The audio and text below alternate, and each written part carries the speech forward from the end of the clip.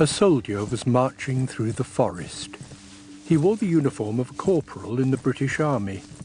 His buttons gleamed in the sunlight. His boots shone a glossy black.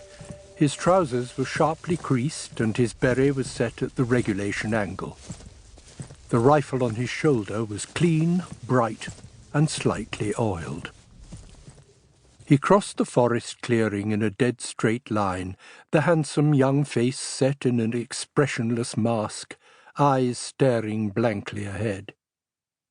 But a heavy, dragging limp in his left leg marred the military precision of his pace, that and a spasmodic clenching and unclenching of his left hand. Although he avoided the trees, lesser obstacles didn't seem to register. A patch of brambles barred his path, and he smashed through them like a tank. A thorn ripped a jagged tear down the right side of his face, but the soldier didn't seem to notice.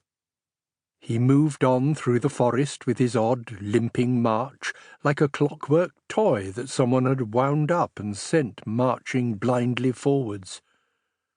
A clockwork toy that wasn't quite working properly.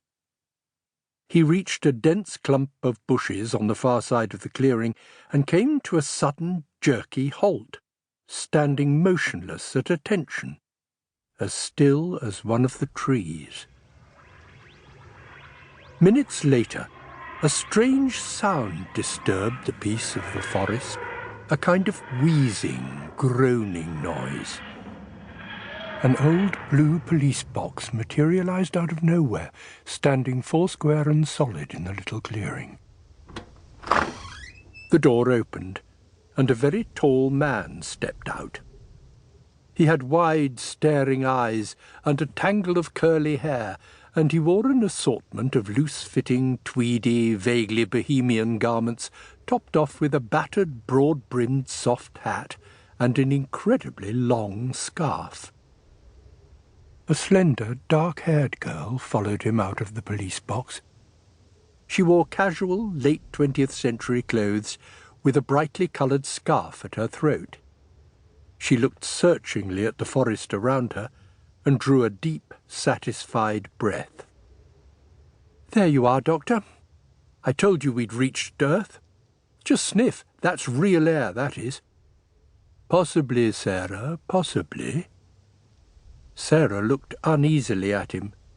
She had been the doctor's companion through 2 lives and a number of fantastic adventures, journeying through time and space in his TARDIS. By now she was looking forward to returning home, and she didn't even want to consider the possibility that something had gone wrong with the TARDIS's ever-erratic steering mechanism. "What do you mean, possibly?" "The coordinates were set for Earth, but the linear calculator's been a little unreliable recently. It may just possibly have gone up the creek again." Sarah shook her head. "No, this is Earth all right."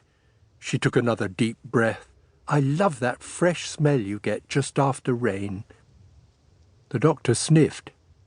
"Yes, it does have that characteristic smell of wet earth, which is rather strange when you look at the ground." "What about it?"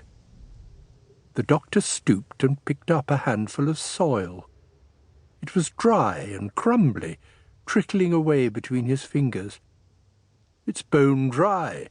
There hasn't been any rain here for weeks."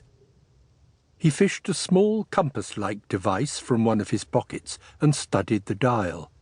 The needle oscillated wildly for a moment, then swung firmly to the top of its scale. Now, what could be causing that? Causing what? Some enormous energy source, not very far away. The doctor moved over to a tree and began studying it suspiciously. Sarah followed him. "You don't really think there's been some mistake, do you? I mean, we are on Earth." "Well, unless someone started exporting acorns. English oaks don't grow anywhere else in the galaxy, as far as I know." Sarah felt reassured. "Come on, Doctor. Let's try and find out where we are."